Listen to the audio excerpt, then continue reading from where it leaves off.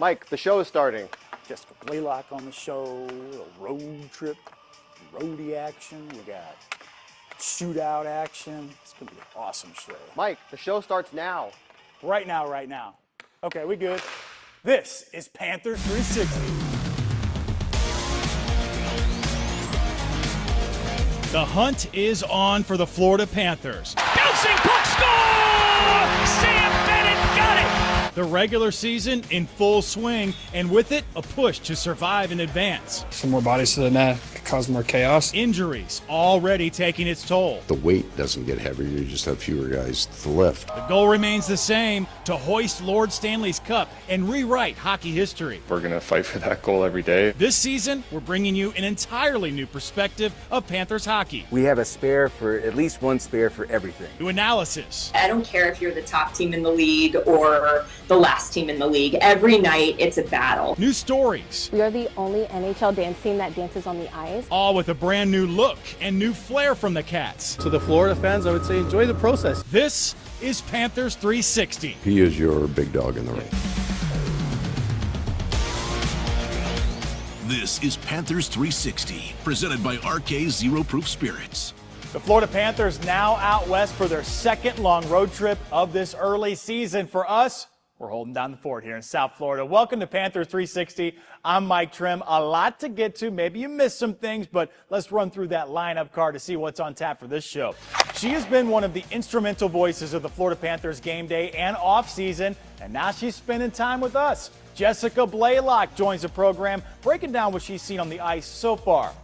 We are officially less than 100 days from the 26 Winter Games in Milan. It will be the first time in more than a decade that NHL stars take to the Olympic ice. We're running through some of the names you'll see from the Cats and why when the sweaters switch to countries, all bets are off.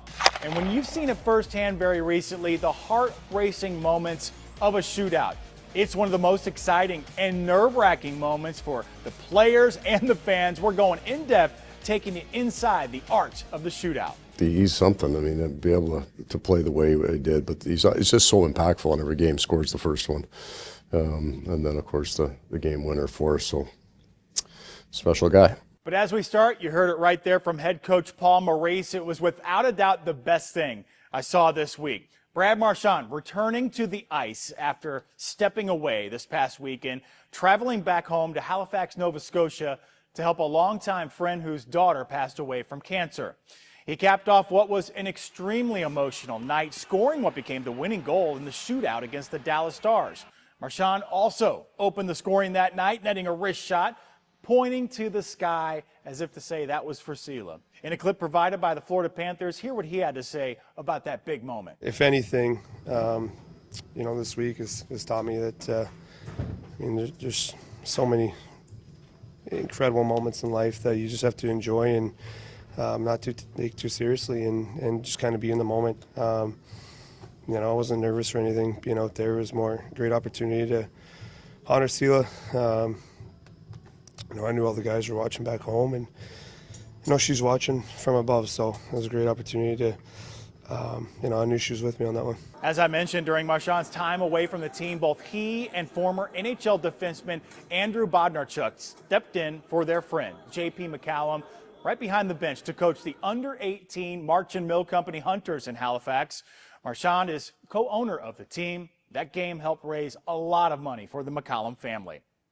Right now, the Florida Panthers in the middle of the pack in that Atlantic division. It's early on, less than 10 points separate first and last place. Very, very competitive. After seeing a month's worth of games, though, we're getting a nice sample size on how the team's adapting to numerous injuries. Wanted to take this topic to one of the voices of Script Sports and the broadcast, Jessica Blaylock. Listen to this. What have you been able to see up close and personal with the team, where they are right now, and what we could see out of this upcoming road trip as well? Yeah, I think what you've seen early on in the season is a team that is still continuing to figure out their identity without key pieces like Alexander Barkov, Matthew Tkachuk, Tomas Nosek, and Dmitry Kulikov, and now having to play, right now without Jonah Gadjevich, which is still just a wait and see what's going to end up happening with him. So when you take key components out of your lineup like that, especially players like Barkov and Tkachuk, who touch every single aspect of the game. It takes time to figure out what you're ultimately going to look like. And I actually talked to Sam Bennett about that the other day. And he said, he expects the whole season to kind of be a process of figuring out what the team's identity is going to look like. So I think the first handful of games, you really just saw maybe a little bit of inconsistency in the sense that they won the 3 at home, then they had an overall kind of tough road trip, able to finish it off with a great win in Boston. And now the past couple of games, you've seen them kind of get back on track of what has really defined their identity over the past couple of years and why they've been able to be so successful. A strong defensive game and utilizing the forecheck. And so I think it's now 4 straight games for the Florida Panthers where they only allowed 17 shots on goal in regulation. And so that's a very, very impressive number, which just speaks to that defensive identity. And I think the one thing you're really seeing them try and work on a little bit more right now is how to add a little bit more offensively without subtracting from that defensive identity. Okay, page turning, 4-game swing in South Florida. Now the Florida Panthers facing another challenging stretch of games under their second long road trip of the season. This time they're going out west, including games against the Anaheim Ducks, Kings, Sharks, and Golden Knights. The Panthers already wrapping up the 2-game series against Anaheim for the entire year by the end of this road trip. They'll have done the same with Las Vegas. Prior to takeoff, hear what forward Mackie Samoskevich had to say about the importance of this 4-game road trip. I think for our group, we love being on the road. Especially with that last road trip, we learned a lot. Maybe we didn't get all the wins we should have gotten, but with that comes a lot of learning experiences, and I think that's even more important than maybe getting wins. So I think excited to get back on the road for sure. When the Panthers return home, there will be 5 straight games at Amerant Bank Arena. Take out your pen, put it in your phone, whatever you have to do, get these dates memorized. November 13th, that's a Thursday. It is their first game back at home against Alice Ovechkin and the Washington Capitals. 2 days later, the first edition of the Battle of Florida versus the Tampa Bay Lightning. We all remember how that preseason game ended up. Going to be a lot of bad blood between the teams. Then the final game of the home stretch, a Stanley Cup final rematch against the Edmonton Oilers. All of these games will be broadcast on South Florida's 9. As we continue play in the American Hockey League, that's heating up for sure ahead. Checking in on the boys from Charlotte as the season enters a new month. And helping communities put food on the table. We'll show you how the Florida Panthers are working to donate thousands of meals. Plus, if you ever wonder what happens to unsold food at Panthers games, giving you an inside look at the work being done to make sure no meal gets wasted. It's all coming up on Panthers 360.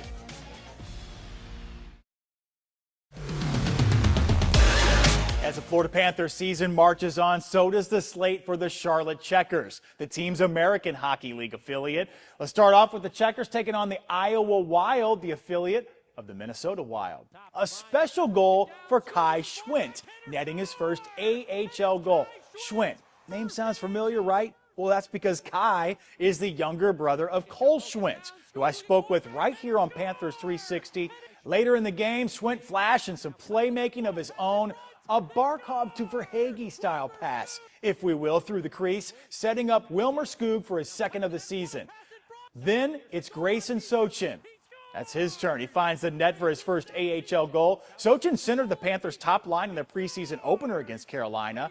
And Jack Devine also getting in on the action. Remember the name, too. Devine is a 2-time national champion from the University of Denver. We could see in Sunrise down the line, if not very soon. And as the Panthers continue their hunt, the team turning that motivation into a mission. Check out these Panther conservation jerseys. You gotta love it. Teams sending us these images before hosting Panther Conservation Night at Amerant Bank Arena before the Stars game. The jerseys designed by artist Caven Coble, all in support of research and protection of the Florida Panther. Hey, and with the help of the Florida Panthers and the Palm Beach Zoo, look at this. It's our Panther Cam. You can catch live glimpses of Sassy and Miko. They're roaming their habitat at the Palm Beach Zoo. You can always stay in touch with our Panther friends on our website, WPTV.com. You're watching Panthers 360.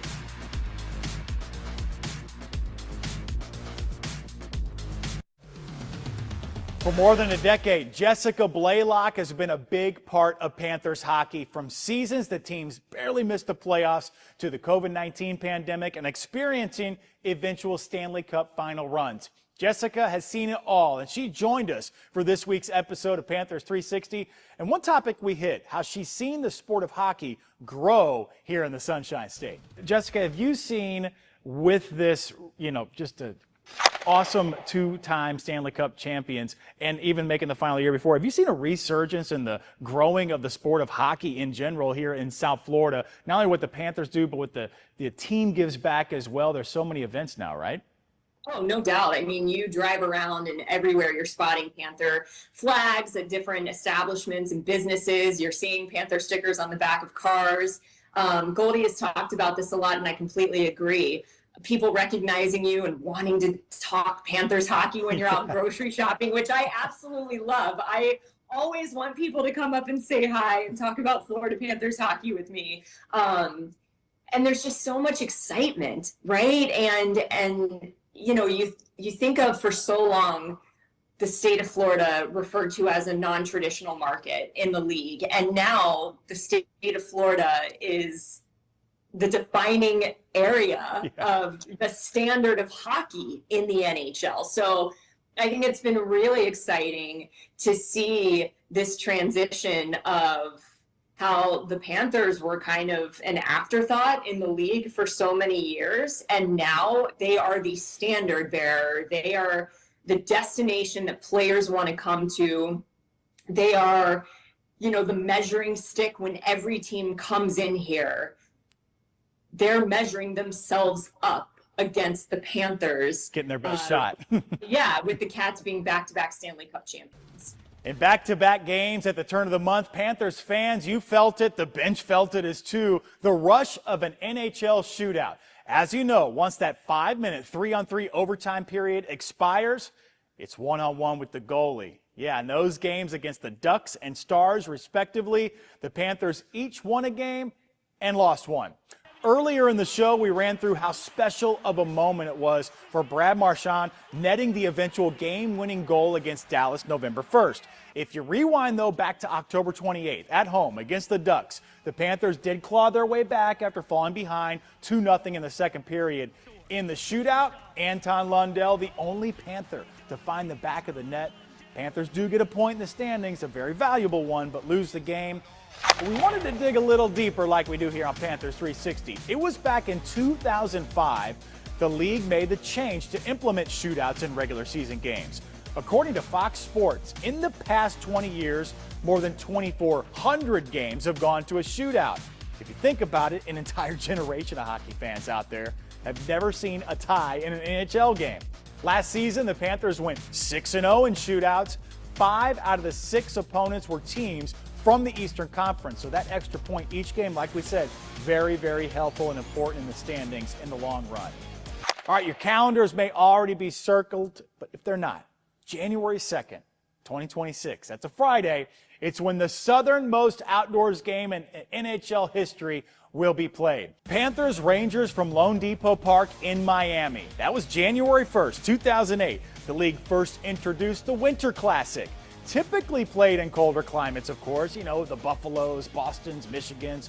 But in 2026, that will be the year of the Sunshine Games. Recently, I spoke with the man in charge of the ice at Amerant Bank Arena, Graham Kaplinger. He touched on the unique nature of these games. They will be both done in similar ways, but one is going to be a little bit more difficult due to the unknowns of the environment and of weather. They'll do everything that I said, their matting system, build the ice, and I hear they're going to build some sort of enclosure, a little hut around the rink. The Panthers game, January 2nd, will be the first ever game staged in Florida. The next one just a month later.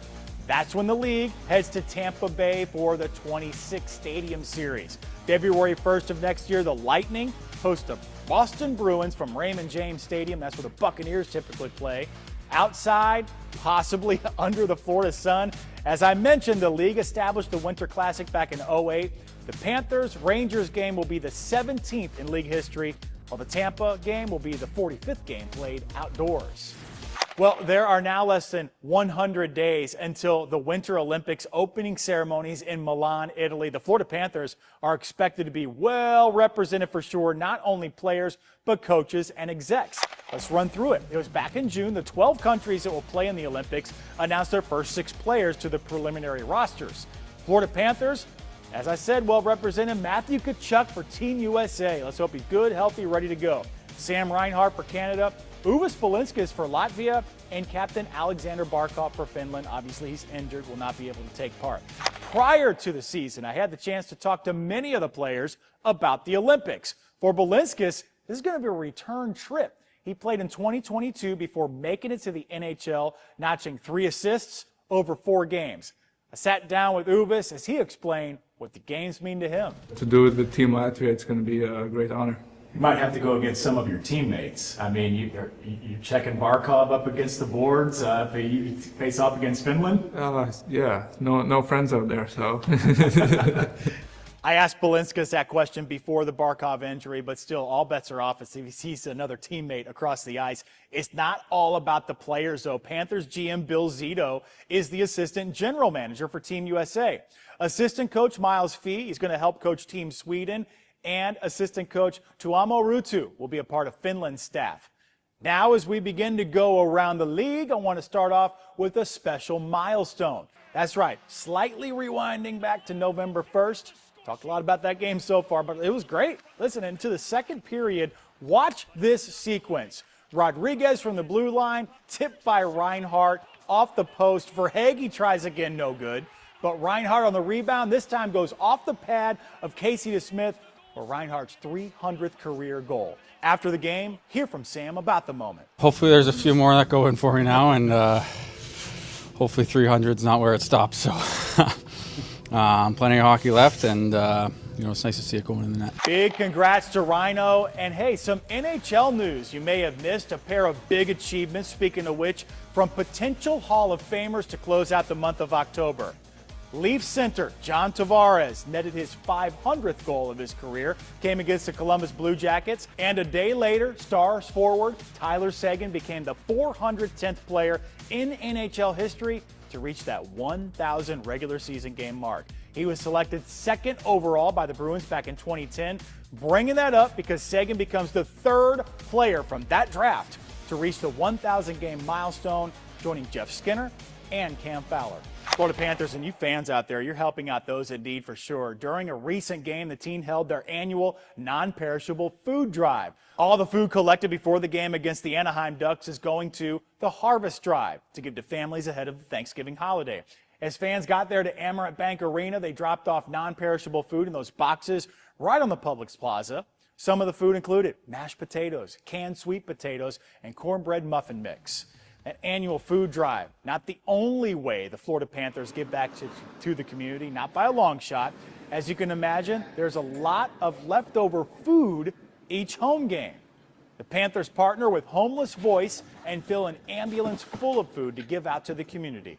After every event that we have a supply of food that maybe didn't get used, some leftover food, and one of the things we're really trying to figure out here is why let that food go to waste. When you really think about it, those people that are getting those meals, sometimes the meals aren't the greatest. Here they're getting stadium quality food and they're really enjoying, a hamburger or a pizza, something that they probably really haven't had in a long time. These donations, when you add it all up, it helps feed about 600 people each week. Want to see your excitement at Panthers games? Thanks to Faith Glenecki from Boca Raton, Nicole Perry from Boynton Beach, as well as Christian Gadarium and Christine Bolton from Palm Beach Gardens.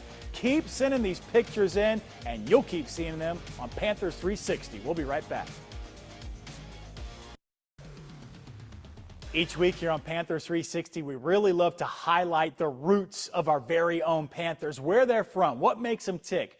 This week, we're heading to Kitchener, Ontario, Canada, the home of Cole Schwint. Kitchener is about 90 miles northwest from Niagara Falls.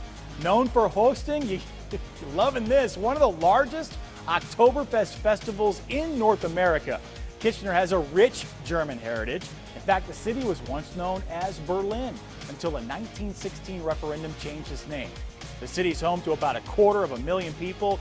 Cole told me his fondest memories of his hometown playing hockey on the pond. Growing up in Kitchener, our first house, Dad always had a backyard rink going, so Mom would always have to come out there and get us off the ice and get us to come in and eat dinner or go to bed pretty much. Like, I wanted to sleep in my skates, so backyard rink growing up. Pond hockey was a big thing, especially when we got a little older. With the hockey teams and everything, guys would always find a way to find a pond in some random forest, and yeah, we'd be out there playing, and I think everything, my whole life has kind of just been revolved around hockey, I think. Cole, the oldest of 3 boys, his brothers also play hockey, so you know the games on the pond, top-notch and intense there. All right, time to go back into the Panthers vault and relive this week in Panthers history, taking you back to November 7th, 2017. On that day, number 1, Roberto Luongo played in his 500th game as a Florida Panther and his 972nd NHL game. The Cats lost that night to the Carolina Hurricanes, but Luongo achieved both a franchise and NHL milestone at the time, passed Terry Sawchuk to take sole possession of 3rd all-time for games played by a goalie. As we mentioned, he skated in his 500th game as a Panther. But Luongo would later overtake Patrick Waugh in all-time games played and eventually retire with 1,044 games under his belt. Salute to your service, sir. Most recently, Luongo was passed by future Hall of Famer Marc-Andre Fleury, who now holds sole possession of 2nd in all-time games before Martin Brodeur, just 1 year after Luongo retired, is number 1, raised to the rafters. You still see it there at the arena. In 2022, he was inducted into the Hockey Hall of Fame. And there's your Panthers history. This show's history now. Thank you so much for joining us. Check out our weekly interviews every Monday at 12:15 on your lunch break on our WPTV News YouTube page for Panthers 360. We'll see you next time. I'm Mike Trim.